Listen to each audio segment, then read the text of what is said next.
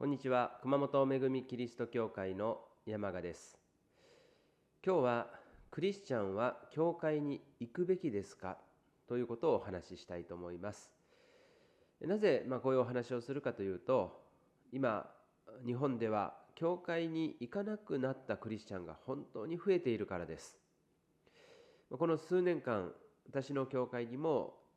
たくさんの方が来られたり、電話をしてくださったり、またメールをくださったりしましたが、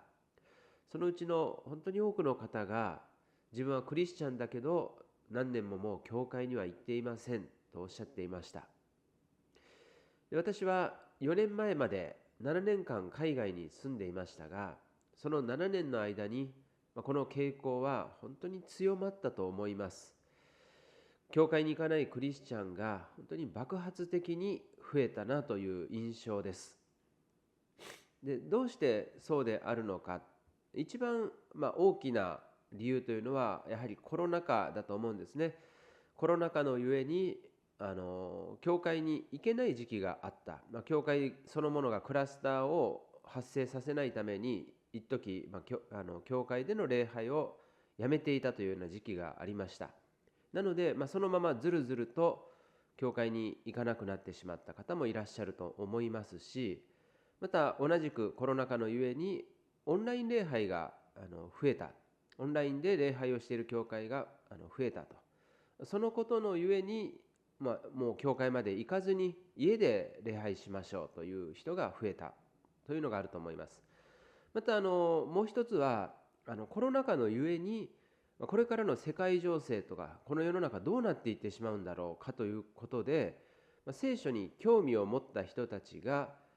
コロナ禍なので教会に行くこともできずに、自分で家でインターネットを調べてとかYouTube 動画を見て、そして聖書に行き着いてイエス様を信じた、このような方も非常にたくさんいらっしゃいます。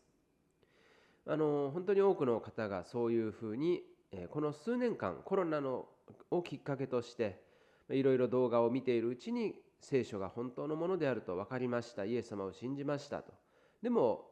そもそも教会に行ったことがありませんとか、たまに教会に行く程度ですという、そういうコロナ以降に救われた方々もいらっしゃると思うんです。で、そういう方々はそもそも教会に行くという習慣がなくて、自分でインターネットを調べて信じたので、そのままそういうクリスチャン生活を送っていますと、そういう方も増えているんだろうなと思います。で、そもそも教会に行ったことがあまりない、家でインターネットを調べて自分で信じられたという方は別なんですけども、コロナ禍で、ずるずると教会に行かなくなったと、あるいはオンライン礼拝の普及により教会に行かずに家で礼拝するようになったという方は、おそらくそのほとんどが、それは表面的な理由であって、そもそも教会に行くことにあまり前向きではなかったという方が多いんじゃないかと思うんです。というのは、もし教会に行くのが大好きであれば、コロナ禍があって一時教会の礼拝がなかったとしても、解禁されたらこれで教会に行けるということで再び行き始めるでしょうし、またオンライン礼拝が普及したといっても、いや教会に行くのが好きな方であれば、いやもちろん教会に行って礼拝しますよとなると思うんです。兄弟姉妹とも会いたいし、また兄弟姉妹と共に神様を礼拝したいとおそらくなると思うんです。ですからそういうことをきっかけに教会に行かなくなった方というのは、おそらくその前にもっと根本的な理由があって、それは牧師につまずいてしまったとか、あるいは教会の兄弟姉妹につまずいてしまった、何かの不満があったということが根底にあったのかなというふうに思います。で、話を聞いていますと、確かに牧師にこれは問題があったのかなと思えるようなケースも聞いたことがありますし、教会で兄弟姉妹の間での問題に巻き込まれて随分傷つけられて教会に行きづらくなってしまったという方がいらっしゃるのも何度も聞いたことがあります。私も牧師ですから、牧師の傲慢さのゆえにとか、あるいは牧師の愛のなさのゆえに兄弟姉妹がつまずいてしまったという話は本当に聞くと、残念というか、本当に申し訳ないというか、本当に悲しいことだなと思わさせられます。牧師はイエス様からその羊が任せられているわけですから、本当につまずかさないように愛を持ってイエス様へと導かなくちゃいけない。ところがその牧師自身の傲慢さのゆえに兄弟姉妹をつまずかせてしまったというなら、これはもうイエス様に申し訳が立ちませんし、また兄弟姉妹に対して本当に悪いことをしていると、そう言わざるを得ないんですね。ですからそういうケースがあるというのは本当にこちら側の問題でもあるんだろうなと、本当に聞くたびに胸を痛めます。またそういう傷を負ったクリスチャンの方々が今なお教会に行きにくいという、その気持ちは非常によくわかります。しかしですね、じゃあ教会に行くべきですか、それともそういうことがあったならばもう教会に行かない方がいいですかというと、明らかに教会に行くべきなんです。こういった問題を考えるときに、私たちクリスチャンには2つのアプローチがあります。何かというと、一つは自分がどうしたいかというアプローチです。で、このアプローチに基づくと、おそらく教会でつまずいた方々は、自分は教会にはあまり行きたいとは思わない、自分は教会で傷つきたくない、だから教会に行かないという、おそらくそういう結論になるんだと思いますし、またコロナ禍以降に自分でインターネットを調べて教会に行かずにイエス様を信じたクリスチャンの方も、そもそも行ったことがあまりないので行く必要性を感じない、だから行かない、あるいはたまに行くというふうになるんだと思います。しかしこれは実は間違ったアプローチの仕方なんです。私たちはイエス様を信じたときにイエス様のものとなりました。聖書は明確に、私たちはもはや自分自身のものではないと、イエス様の血によって買い取られたイエス様のものなのだというふうに語っています。ですから私たちが取るべきアプローチはそれではなくて、自分がどうしたいかということではなくて、イエス様が私たちをどうしたいかということなんですね。イエス様が何を願っていらっしゃるのか、イエス様がどのように私たちクリスチャンを導こうとしておられるのか、そこに私たちは注目するべきですし、それに従うべきなんです。イエス様は大牧者です。大牧者としてイエス様は私たち羊を飼ってらっしゃいます。そしてイスラエルでは羊というのは羊飼いの声を聞いてついていったんです。イスラエルの羊飼いは羊飼いが先頭に行くんですね。そして声で羊たちを導きます。ですから羊飼いの声を聞いて羊たちはその後ろをついていく。これがイスラエルの羊たちの、養われ方なんです。イエス様は今も同じようにしてらっしゃいます。イエス様はご自分の御言葉を持って私たちクリスチャンを導いておられるんです。だから私たちは御言葉に何と書かれてあるだろうか、イエス様が何とおっしゃっておられるだろうかということで、自分の歩み方というのを決めないといけないんですね。さあ、そこで今日は御言葉から私たちは教会に行くべきなのか、それとも別に行かなくてもいいのかということを見たいと思います。で、3つの箇所から見たいと思います。まず1つ目は、もう直接私たちに集まりをやめるなと語っている箇所を開けてみたいと思います。ヘブル人への手紙の10章です。ヘブル人への手紙の10章の25節。ある人たちの習慣に倣って自分たちの集まりをやめたりせず、むしろ励まし合いましょう。その日が近づいていることが分かっているのですから、ますます励もうではありませんか。さあ、ここにはっきりと自分たちの集まりをやめたりせずに励まし合いましょうと勧めがなされています。私たちは集まりをやめるべきではありません。集まるべきなんですね。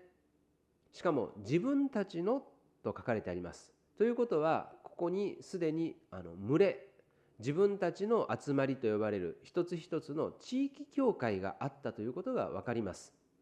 私たちクリスチャンは自分の集まり、自分が集っている、自分が所属している教会、自分がそこに、属している、そういう群れを持つべきだということです。そうでないと自分たちの集まりという言葉は出てきません。で以前ですね、ある人が、いやこれは迫害のある時期の特別な状況下に書かれたことであって、今迫害のない私たちには関係がないのようなことをですね言っていた説明を聞いたことがありますが、とんでもない信じられないような間違った説明です。なぜかというと、その人はおそらく迫害の中にある教会の集まることの難しさを知らないでそんなことを言ってるんです。国家的な迫害にさらされているクリスチャンは集まることが本当に難しいんです。なぜかというと、集まると目立ちます。人が集まってくるわけですから。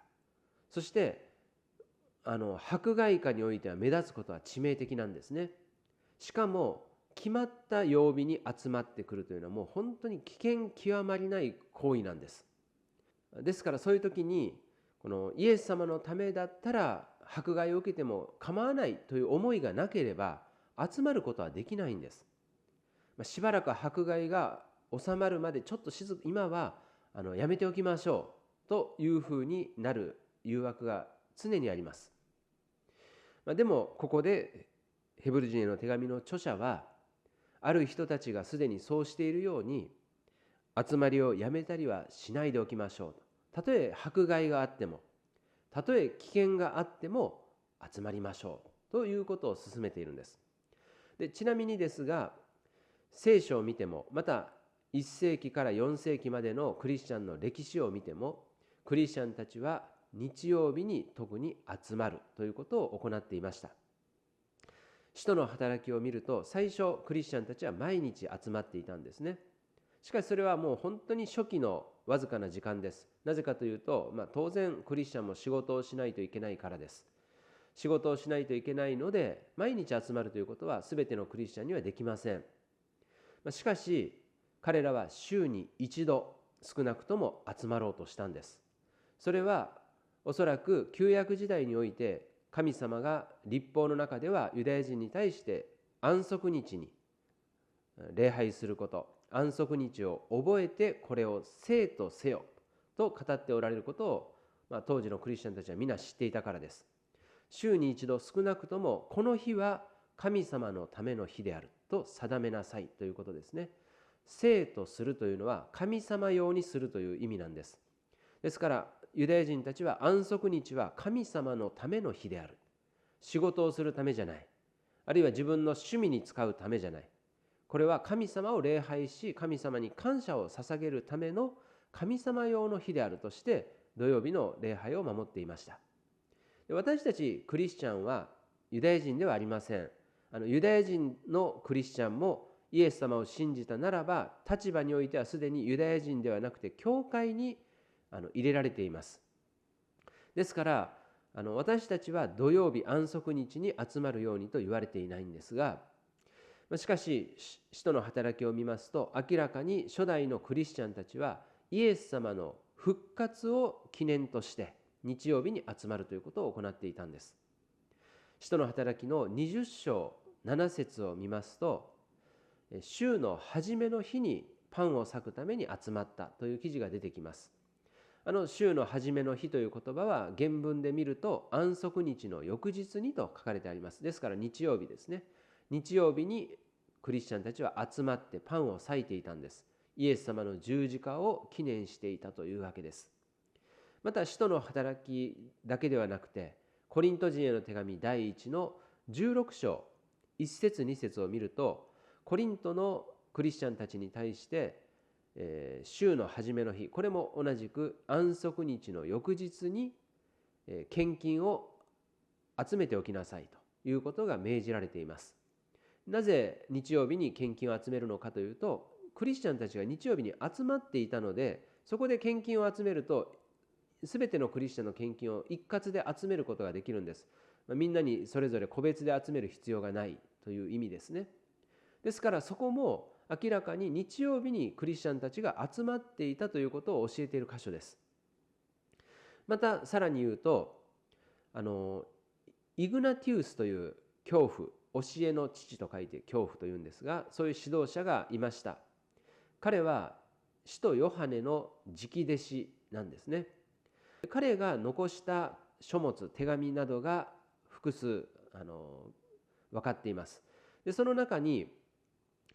私たちクリスチャンは日曜日を守るのだと、土曜日ではなくて日曜日を守るのだということを書き記した書簡があります。そういう書簡などを見ますと、当時もう1世紀2世紀のクリスチャンたちは安息日ではなくて日曜日に礼拝を捧げるために集まっていたということが分かります。またもう少し先まで行って、紀元4世紀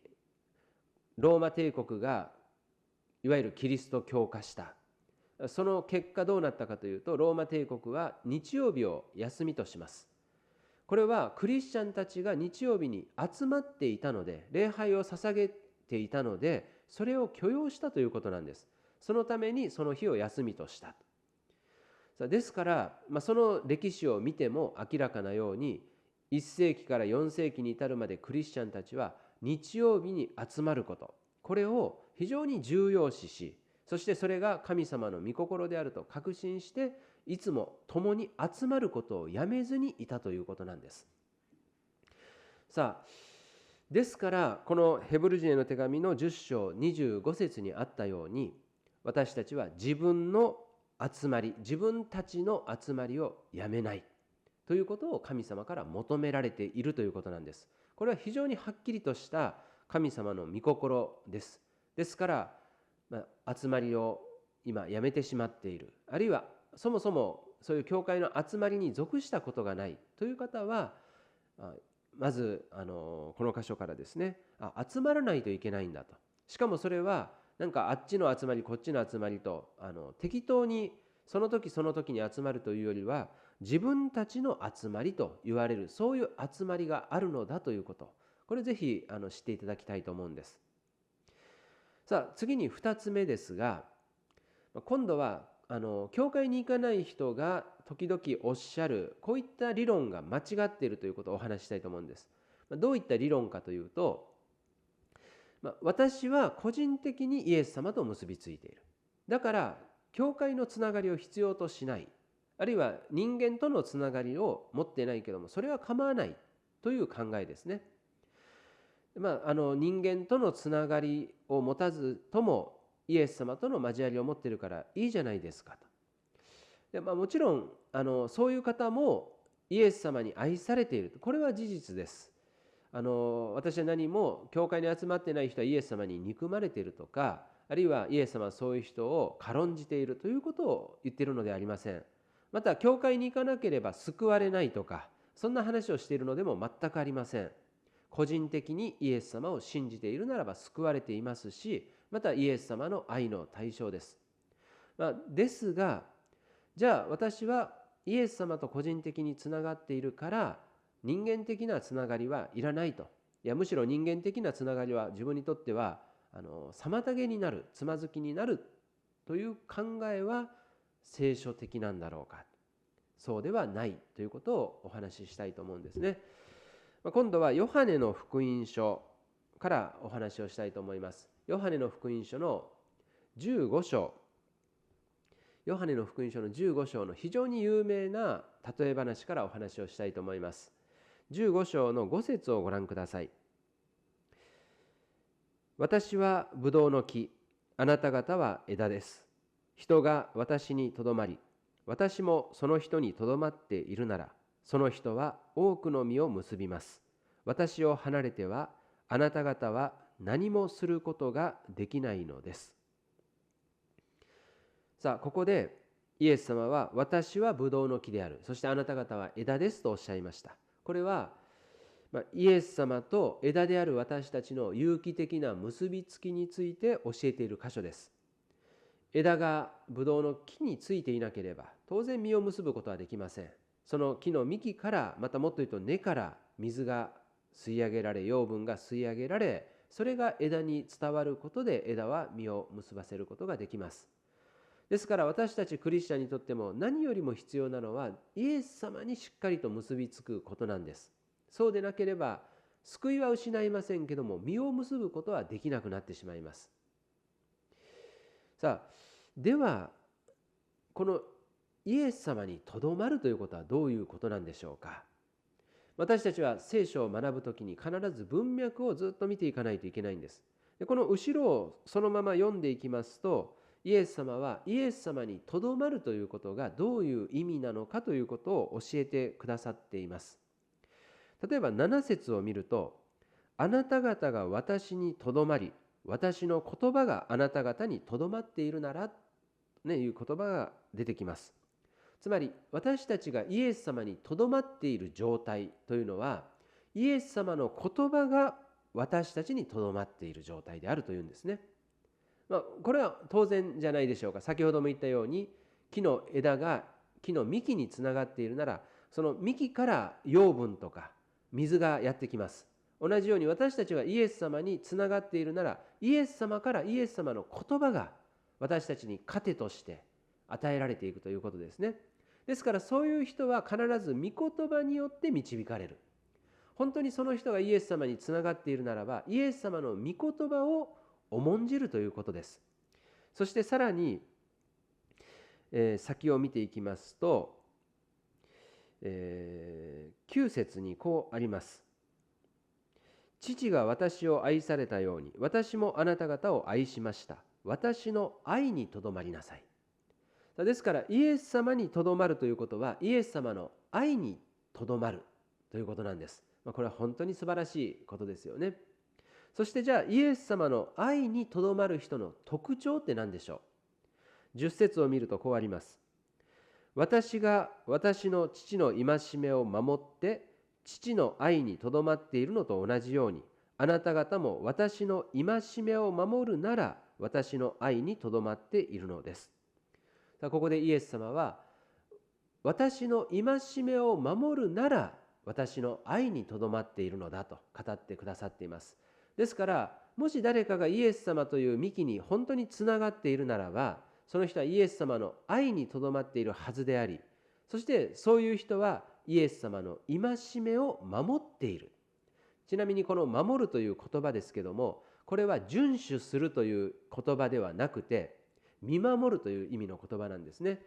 宝石店などで警備する人が宝石を絶対に盗まれないように見守ります。それと同じような言葉がここで使われているんですね。悪魔が御言葉を取っていかないように、自分の心から悪魔がそれを盗んでいかないように、イエス様の言葉を大切にし、それに注目し、それを本当に見守るという、そういうことですね。そう、イエス様の戒めを私たちクリスチャンは本当に大切にします。じゃあそのイエス様の戒めとは何でしょう。12節を見るとこうあります。私があなた方を愛したように、あなた方も互いに愛し合うこと、これが私の戒めです。さあ、イエス様がここでおっしゃっておられる戒めというのは、あなた方も互いに愛し合うことなんです。さあ、ということは、イエス様につながっているクリスチャンというのは、結局のところ兄弟姉妹とつながるんです。兄弟姉妹とのつながりは必要ありません。イエス様とのつながりだけで十分ですという人は、実はこの箇所から言うと矛盾したことを言ってるんです。イエス様の戒めを一方で無視しながら、いや私はイエス様とはつながってます、これはできないんですね。もちろん今私が言っているのは、教会に行っていないクリスチャンは全くイエス様との交わりを持てないとか、イエス様からの励ましが全然ないということを言いたいのではないのですが、しかしそれはこのイエス様の御言葉からするとやはり矛盾したことなんです。イエス様はその人をどう励ましておられるかというと、兄弟姉妹愛し合いなさい、兄弟姉妹共に集って共に励まし合って、そして主に仕えていきなさいというふうに羊飼いであるイエス様は導いていらっしゃるはずなんです。この言葉を見たら明らかです。またブドウの木の例えで考えても、枝はイエス様とつながります。そしてもう一本の枝もイエス様とつながります。そうするとイエス様を通してその枝同士がつながっているはずなんです。ですからクリスチャンというのはイエス様につながっているならば、他の兄弟姉妹ともつながりを持ちたいと願うものです。そこに罪の問題とか、いろんな悪魔の妨げとか、そういう問題があるのは事実です。だからこそ私たちはイエス様から力をいただかなくちゃいけない。だからこそイエス様からの本当に励ましが必要です。でも私たちはそういう問題があったとしても、やはり愛し合うべきなんです。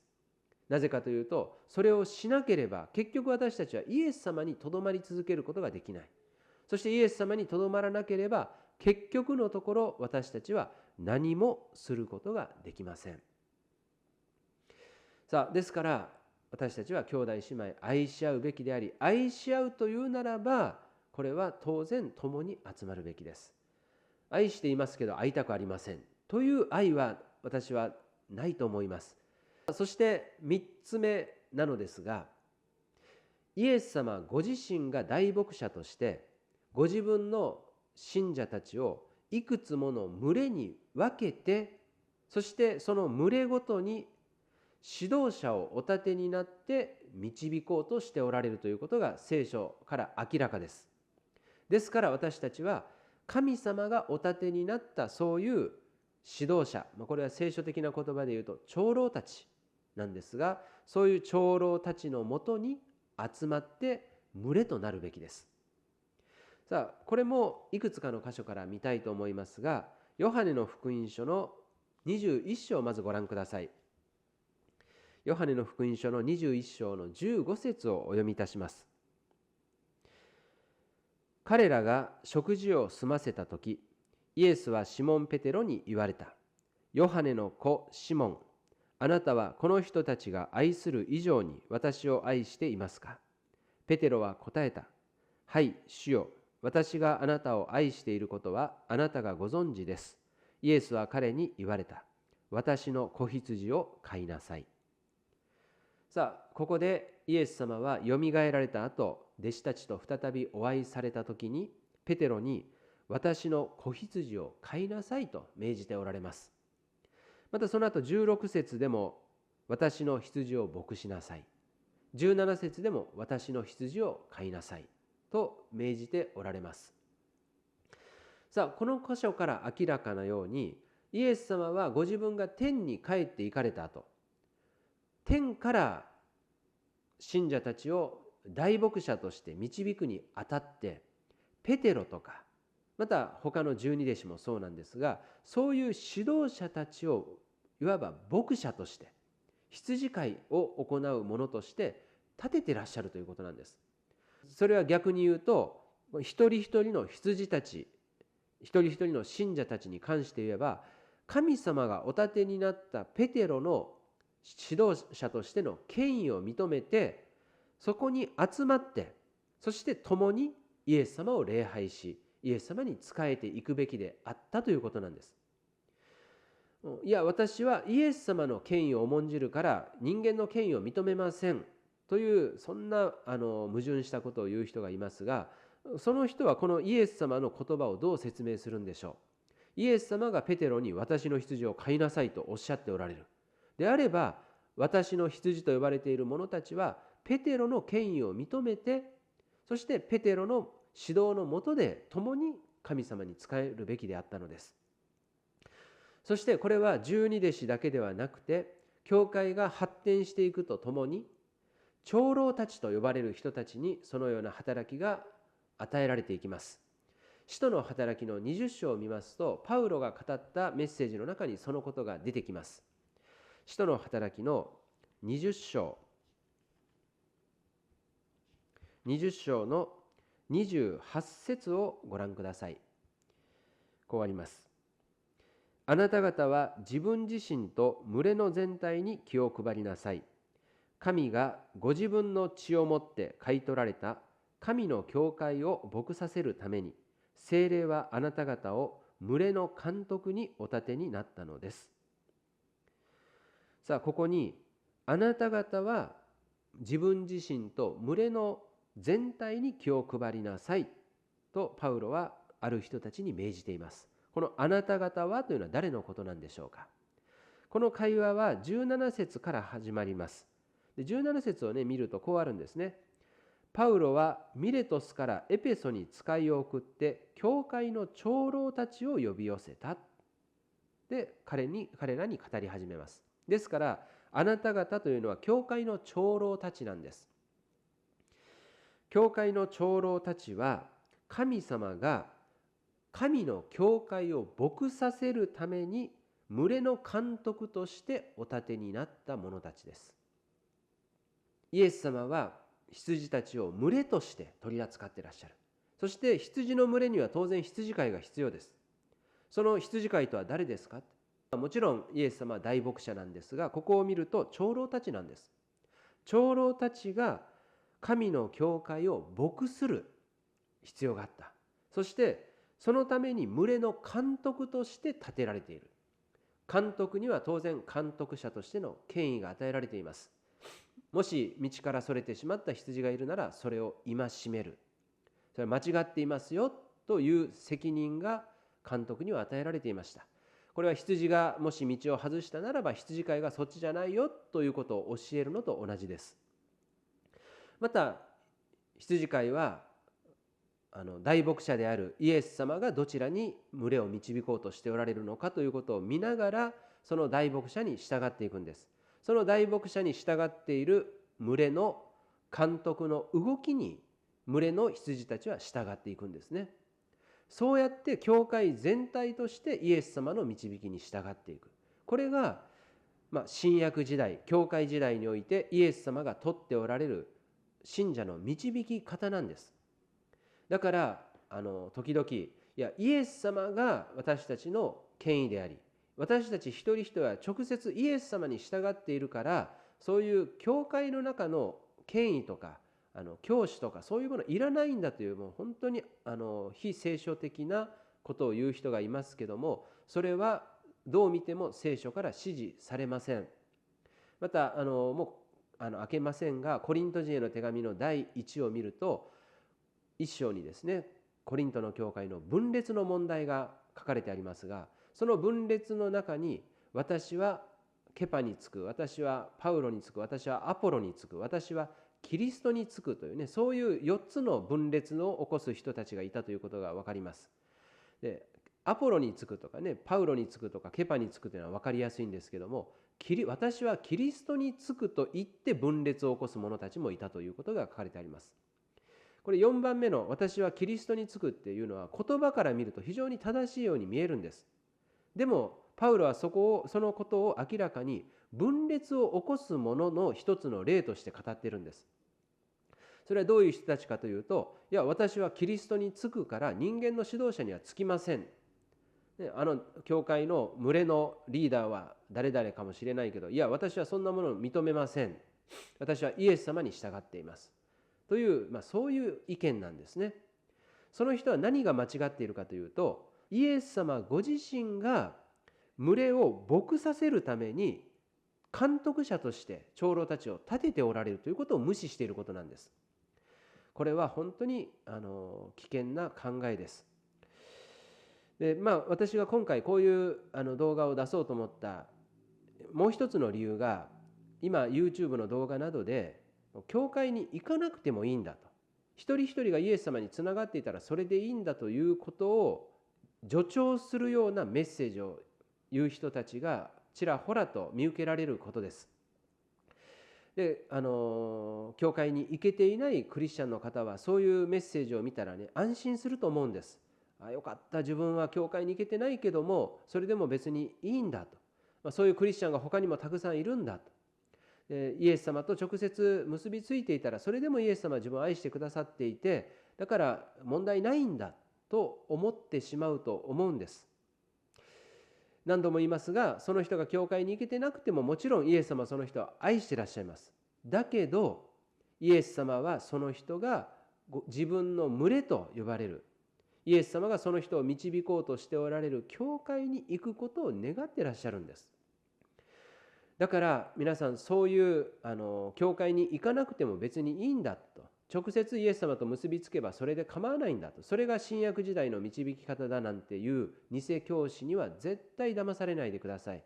実は今読んだ使徒の働きの続きを見ると、そういった偽物が出てくることを警告しています。使徒の働きの20章の29節30節を見てください。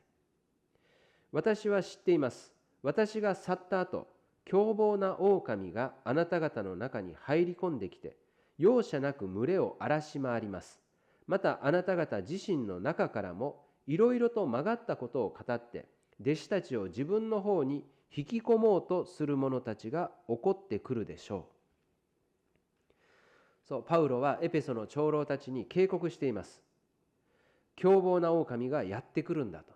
そして何をするかというと、群れを荒らし回るんです。これつまり教会、群れというのは教会ですよね。クリスチャンたちが集まっているその群れです。それを荒らし回る、そういった輩が来るんだということなんです。そして彼らはいろいろと曲がったことを語る。聖書から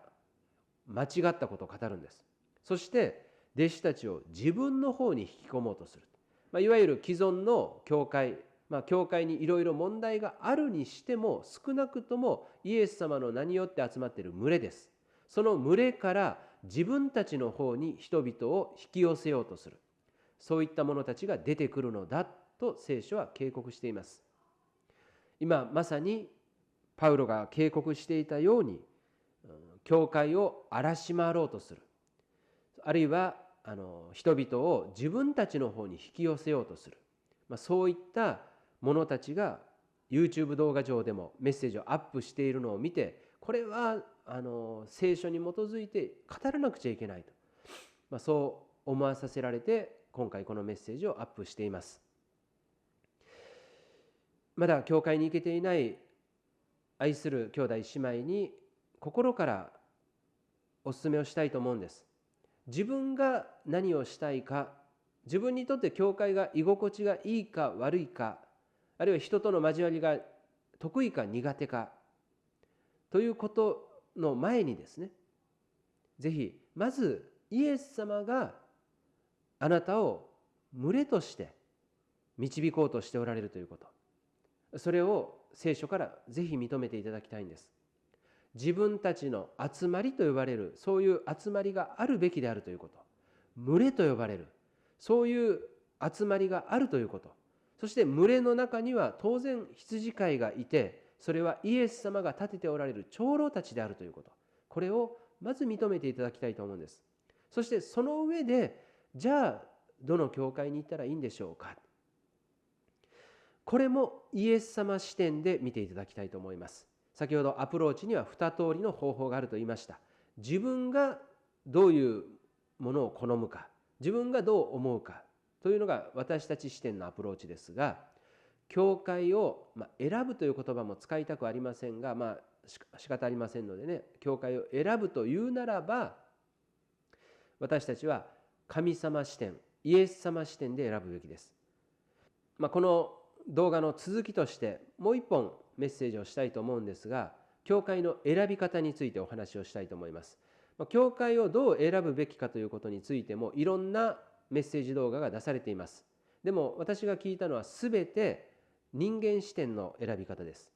自分の家から近いかどうか、自分の考えと合うかどうか、居心地がいいかどうか、楽しいかどうか、全部人間の視点からのお話しかありませんでした。本当はその視点に立つべきではないんです。イエス様の観点でどの教会が喜ばれているのか、イエス様はどういう教会を本当にご自分の御心にかなう教会と言っておられるのか、これをイエス様から学ばないといけない。ぜひそういう観点で学んで、そしてその上ですでに教会に行っている方は自分の教会がイエス様にもっと喜ばれる教会になっていくように祈り、また自分もその中で働きをなしていくということが大切です。また教会に行っていない方がいらっしゃるならば、今からじゃあどこの教会に行こうかという時に、やはり御言葉に基づいてイエス様の喜ばれる、そういった教会が与えられるように、導かれるように祈るべきであると思います。そして今すでに教会に行っておられて、その中の人間関係とか、あるいは牧師の欠点のゆえに心を痛めている方がいらっしゃるならば、先ほどのイエス様がペテロに私の羊を飼いなさいとおっしゃったシーンを思い出していただきたいんですが、イエス様はその前にペテロに、シモン・ペテロ、あなたは私を愛しますかということを聞いておられます。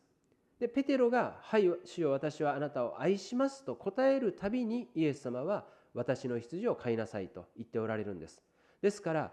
指導者の最低条件はイエス様を愛していることです。お金じゃない、あるいは牧師という仕事じゃない、イエス様を愛しているかどうかです。本当にイエス様を愛し、そしてイエス様の御言葉を愛しているかどうかです。もしそうであるならば、その教会にまだ何らかの欠点があったとしても、あるいは牧師に何らかの欠点が見えていたとしても、イエス様ご自身がその教会を導かれます。その牧師を導かれます。なのでその群れの下で私たちもイエス様に仕えていくべきです。欠点のない人なんていないからです。私たち自身も含め全てのクリスチャンにはまだ罪があります。弱さがあります。だけど、もしその指導者がイエス様を愛している、本当にイエス様の御言葉を愛しているというのであれば、その指導者の下でイエス様に仕えていくことが聖書的なんですね。